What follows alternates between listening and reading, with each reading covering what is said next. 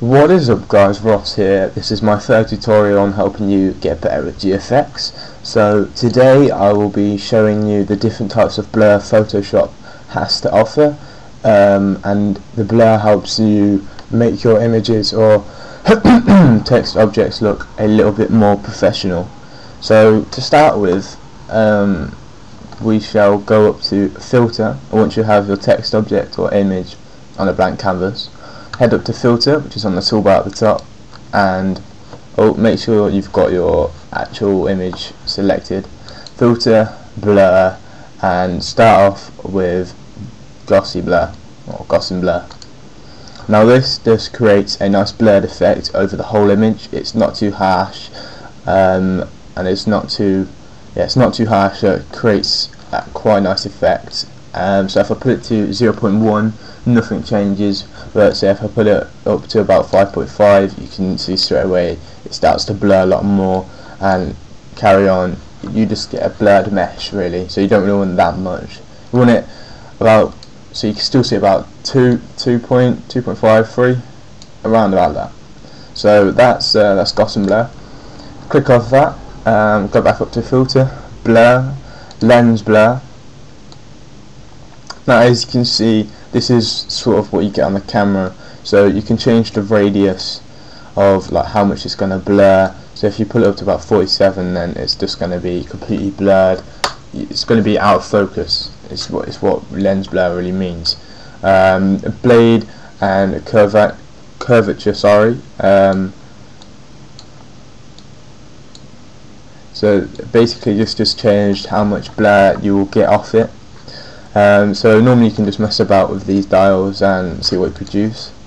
If you go back to blur again, motion blur, this is the one that I use most of the time. See, so hang on, you can see this better if you duplicate a layer. If I duplicate this, drag down underneath, filter, blur, motion blur, sorry. And as you can see, it sort of drags it out, but in the meantime it makes it blurred a lot more, and it just stretches it out.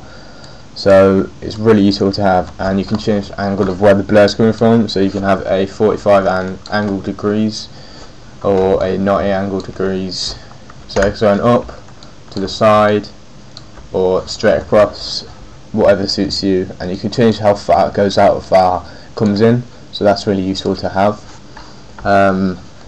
Finally, I shall show you radial blur. So at the minute it's like it was on 10, so I'm going to put it up to 20 and click OK. And as you can see, it looks like it's been shaken. So it's basically a shake blur, but it looks really effective on desktop backgrounds. Not so much YouTube backgrounds, but if you have it quite large on a desktop background. So if I undo that, duplicate it again, drag it underneath, and I'll show you again. So we'll go blur, radial blur, put that up to 20, hit OK. As you can see, it creates quite a nice effect on a desktop background.